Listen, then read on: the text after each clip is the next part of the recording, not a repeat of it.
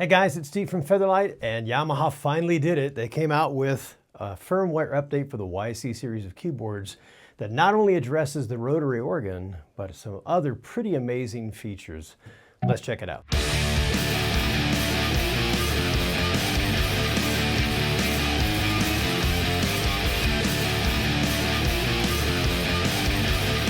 So today we're checking out the brand new firmware that Yamaha just released for the YC series keyboards. And it is a huge update, especially for the rotary emulation. We'll cover some of the more in-depth features later. But first we want to navigate over to Yamaha's website. I'll leave that information in the links below. We want to navigate to the YC series Operation System Uploader page.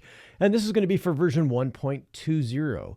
Scroll down to the bottom of the page and hit the agree sign, and then click to download the actual firmware on your desktop or any other place that's convenient for you, but put it in a place that's easy to find, as we're going to need to get a specific file off of there. Once the download is complete, navigate to where you've stored the file and double click on it to expand it if your computer hasn't already done so. And you should see the entire contents of the file, which includes the PGM file, that's the actual firmware uploader file, as well as some PDFs in a variety of different languages. The PGM file is the one that we want to transfer. The file must be transferred to the root directory of the USB key, so do yourself a favor and start out with a blank, newly formatted USB key and save yourself the headache. That way it's simply a drag and drop process from your computer to the new USB key. Here we've sped up the video to save some time. It's a fairly sizable update, over a gig of firmware update info, so be patient. Even on a speedy USB 3 key, expect about 5 to 10 minutes for this process to take place and complete. While we're waiting for that to finish, we can check our old firmware number by simply powering the machine on, clicking the menu button, and then navigating down to version info. And this will tell us the current firmware version. Once we confirm that, the very next thing we're going to do before anything else is back up our data. We're going to take a USB key that is not the same one we formatted for our update, insert that into the YC, and the first thing we're going to do is go to Menu. We're going to navigate down to File, and then from File, we're going to navigate to Backup File. And here we're going to navigate to Save, and we're going to back up everything inside the YC. We're going to title our backup YC Backup, and it's going to be the entire machine and all the data structure. We can title it something different from here. We've chosen YC Backup, and then from here we simply hit Enter one more time. And in this case, we've already done it, so we're going to choose Overwrite, and this saves everything on the machine. That's so incredibly important, as the firmware update process will completely overwrite all of your individual sounds and live sets. Once the process is complete, we're going to remove that key and power down the keyboard, and then we're going to get our newly formatted key that we transferred the firmware update file to, and we're going to put it inside that same port. And we're going to hold down the store key and the menu key simultaneously, and then turn the power back on until we see the Yamaha logo and the now loading screen. Once we see that screen, we can remove our hands from the keys, and this begins the firmware updater process. From here, it'll give us two choices, start or reboot. If we hit the enter button, it begins the process and gives us one last warning before all of our memory is initialized. We hit enter one last time, and that begins the updater process. This is a long process that takes about 20 to 30 minutes to complete, as it's loading an entirely new sample set, including all the new samples that are included in this particular firmware update. It's always a good idea to make sure that you don't interrupt this power cycle in any way, shape, or form. Don't turn off the keyboard during the process, and make sure that it's not on a circuit that could get turned off accidentally as well. Make sure it's not on a timer of any kind, or there's other like big electronics on the circuit that could interrupt the process. This has to run completely unchecked all the way through the process. When it's complete, it'll give you the completed please turn off sign, and we simply turn the power of the keyboard off and remove the key. Now it's time to reinsert our old backup USB key that has all of our sounds and live sets on it, and then power cycle the keyboard one more time. Once it's turned on, we can confirm the version info of our firmware by going to the menu button, navigating down to version info, and this will give us a readout of our current firmware, currently at 1.20. From there, we can exit back out to the regular screen, and then we are ready to load our old sounds and live sets back into the machine. So from there, we go back down to the menu button. We're going to navigate down to File. Once we hit Enter, we'll see a couple of different options here. We're going to choose the Live Set All File option. And then from here, we can choose load and load in our old original sounds. However, if we want to save the new voices and sets that come with the firmware update, we need to remember to save those before we overwrite them with our original data. Right now, we're really focusing just on the rotary emulation because it is a dramatic increase. And they've done some pretty clever things with it as well. In the old model, the two different emulations were hardwired to the button itself. So A always had the first one and B always had the overdrive one. And now Yamaha's done something kind of clever where you can select inside the menu system, you go down to the sound, rotary organ, and then there's a new feature on the menu, and the feature is titled type. So when you go down to that sound, type reveals one of two choices, slot A and slot B. And now one of three different emulations can be placed on either slot A or slot B. So you still have the original, which they're calling the classic, and you have the overdrive, which used to be hardwired to slot B. And now they have Studio. And Studio is the new one. That's the new emulation that has a lot more width and a lot more organic sort of reality to it. You can really hear the rotor, and the horn position's a lot better as if you're just right in front of like a 122, just standing there. And the fact that any of those three can be assigned to any slot A or B just opens up the world of different possibilities in this regard. And that's a huge change for this. So let's take a listen to the original one first. So we have a bass line. This is the original model. That is kind of a gospel organ sound.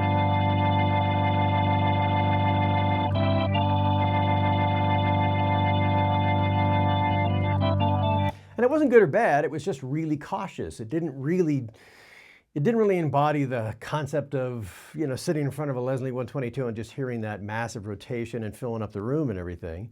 And now with the newer emulation,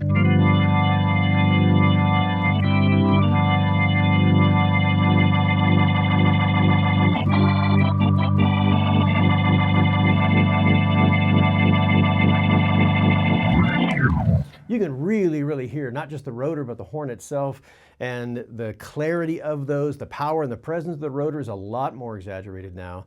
And it's also changed the tonality, the frequency response of the cabinet model itself. The first model that we had, which is now called Classic,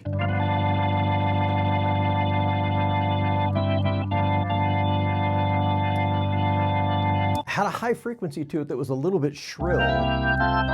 So when you got up into the higher registers,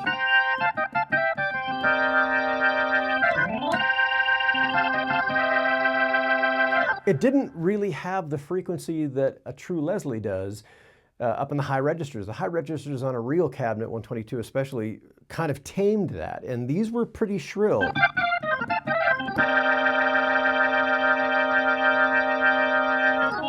And the newer Studio emulation gets a lot closer to the actual sound of that.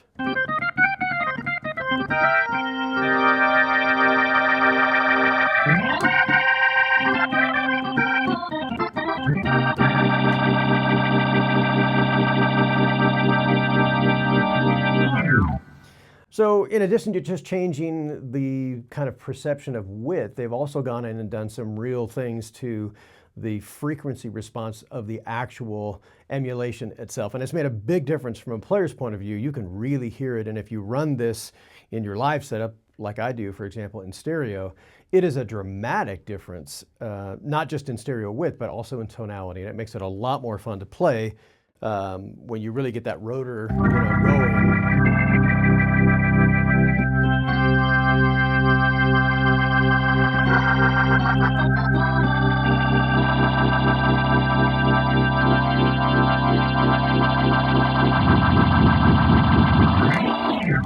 In addition to the rotary organ emulation, they've also added 3 new EQ kinds of effects.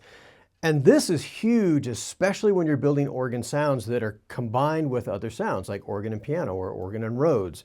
You always had to kind of sacrifice the master EQ channel for the organ sound, the overall organ sound, which means you couldn't use it. It applied to everything. It applied to everything that came out of the board, which is really what it wasn't meant to do. The master EQ section was really designed to kind of make up for differences in the room or differences in the environment you're playing globally.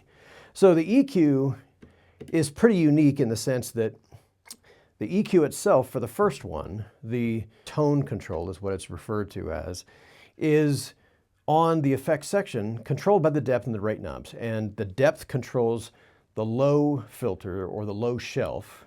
So you've got,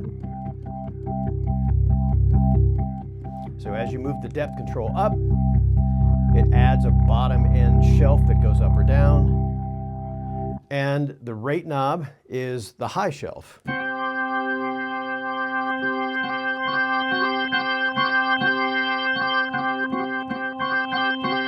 And so now we have control over the high and low end of the organ sound by itself. If we apply this to the organ sound, it can be applied to other things as well.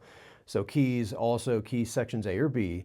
But in the organ sound is really where I think it's going to get the most amount of work, because it allows you to tailor the organ sound comparatively to the other synth or sample engines. The one-band narrow EQ is really good for trying to find really specific frequencies and either add to them or take them away. And this is kind of the way you EQ in post-production as well. So the controls are, the depth control either adds or subtracts the amount of it in an extremely narrow band, and the rate changes the frequency that you're either adding or subtracting.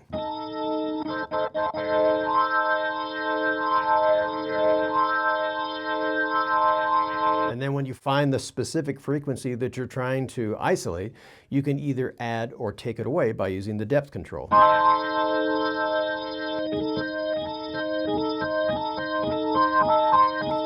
And straight up is no change. So you have the ability to add or subtract an incredibly narrow band and find exactly what it is you're trying to add or subtract. If you have a resonant frequency in the room you're playing in, or the sound you're working with compared to another layered sound, this is super handy for actually isolating that and getting rid of it, or maybe actually using that in like a Wurlitzer application or something where you're trying to get that extra bark or crunch out of a sound. The wideband EQ works exactly the same way the narrowband EQ does. Once it's selected on the rocker switch, the rate control determines the frequency you're working on, only a much wider bell shape this time, and the depth control determines how much you're adding or subtracting from that frequency you've selected. Yamaha has made some significant changes in the FM section of the YC series keyboards. We've always had the F1, F2, and F3 style organs, which was our FM or transistor style organs. And these were really just different variations of a particular timbre of each one of these tones, but the tones themselves were always static. All we could do is simply add the drawbar amounts to them, and this would create our total organ sound. If we go to settings and then scroll down to drawbar color and choose FM color type, we have a new option here, and that's 3 color. When we choose that, and then we select one of the new configurations, F4, F5, and F6, our drawbar color display changes. And now we see 3 completely different colors for each one of the new configurations. And these colors correspond to the function of the type of drawbar that we have. So we have, in this particular case, green, which signifies our tone creation carriers. These are the things that actually make noise.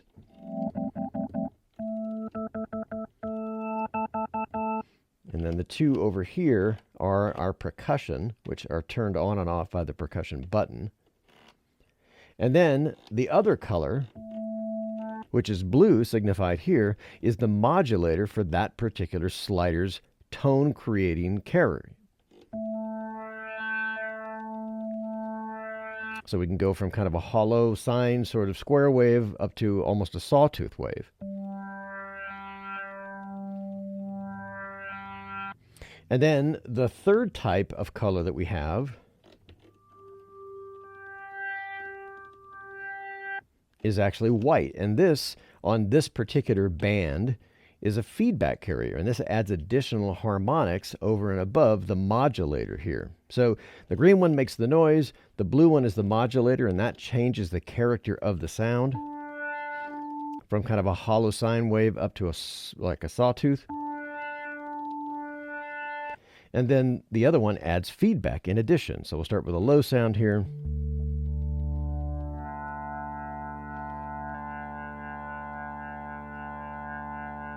So this changes the sound creation possibilities dramatically. So for example, in the F4 configuration, we have 4 total carriers.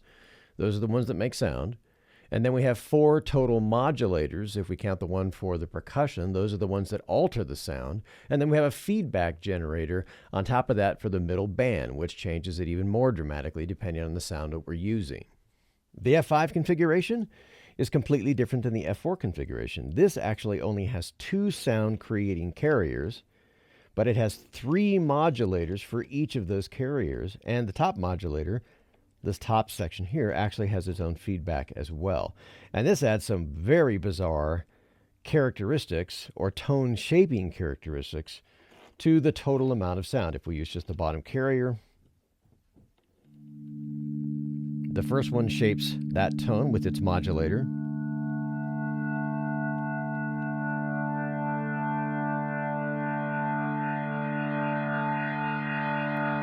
So you can see we can get some really bizarre and creative tones here just by using that one sound creating character and the 3 modulators that are attached to it. This actually adds a 5th to it, this adds some upper harmonics, and this actually adds some distortion to that. And that's just one carrier. Let's look at the other carrier.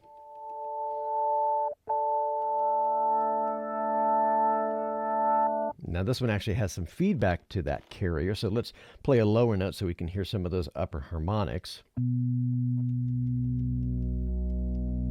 So that's a sub-frequency carrier that's this modulated is adding.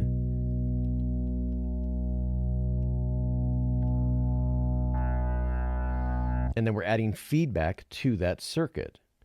And then the top 2 here are modulating the result of that.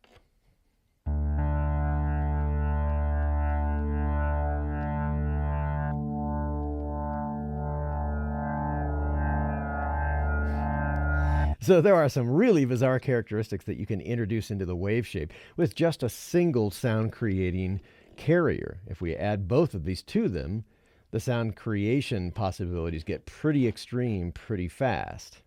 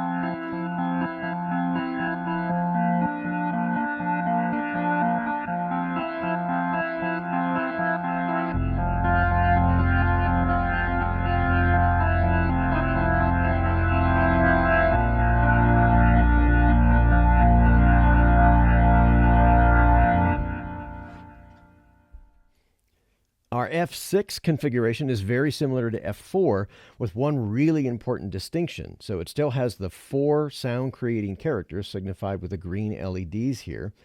And on the top we have the percussion that we can turn on and off, which has its own carrier and modulator.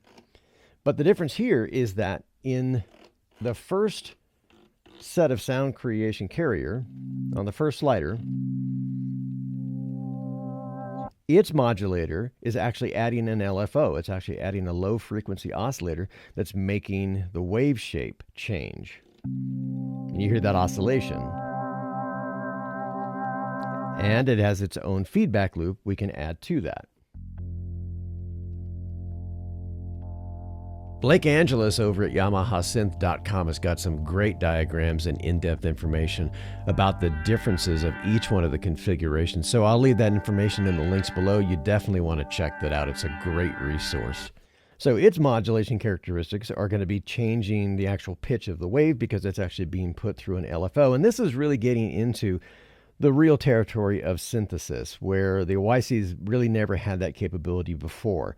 So this opens up a whole world of opportunities that are really new to us.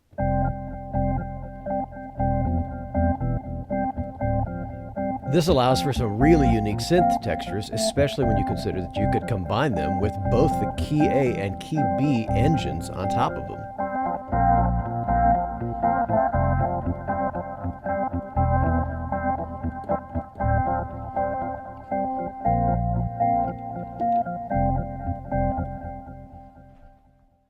The new firmware update also adds changes to the velocity sensitivity settings. These are welcome changes because they were pretty basic before. In the previous menu, we really just had normal, we had soft, wide, and fixed. Normal, hard, soft, wide, and fixed. And that wasn't a real big choice of things. They were preset velocity curves. So getting things like exponential curves or complex curves that involved a slow start and a high velocity finish, those weren't really possible. And now under the new settings, if we go to sound and then we go to key A or B settings, they can have different controls. We have a new menu choice here, which is called touch sensitivity. And here we have depth and offset. And this is much easier to see on a graph, but the short of it is that the depth control allows us to change what the normal velocity setting will actually do. So in its current setting, its default is 64. That's the normal velocity curve.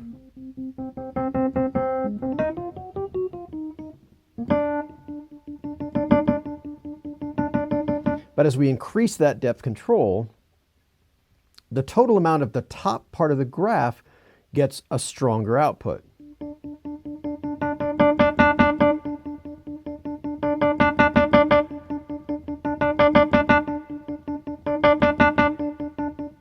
And if we go the other way, it'll never achieve that.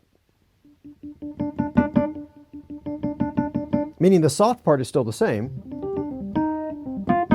but no matter how hard we hit it, it'll never get above that particular depth setting. And at 64, it's right in the middle of the graph, so it's normal or linear. The depth control works in conjunction with a new setting called the offset control. And the offset control basically just artificially lowers or raises the actual MIDI velocity information that's being sent to the tone generator. And this allows us to create complex velocity setting curves. So if we've chosen the normal velocity under the touch menu, the combination of offset and depth settings allows us to create a lot more complex velocity sensitivity curves than we could ever create before. And this starts to play a really important role when it comes to switching sounds between the key A and B engines with velocity sensitivity. And this is possible because both the key A and key B engines themselves can have individual offset and depth control settings. The combination of these two settings with the A and B key engines working simultaneously allow us a lot more flexibility when we're building velocity controlled sounds. So for example, having a Rhodes sound with a brass sound underneath it that comes in only when you're playing certain velocities.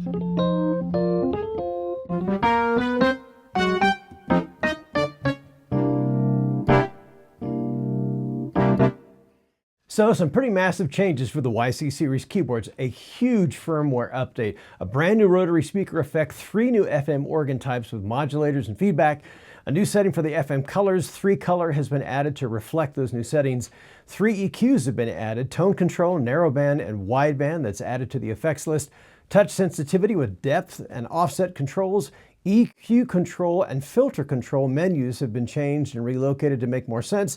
And now new sounds and voices have been added as well. Just a ton of different stuff. So thanks for hanging out, guys. If you learned something or if this was helpful in any way, please hit the subscription and notification bells. Stay safe, be creative. We'll catch you guys in the next video.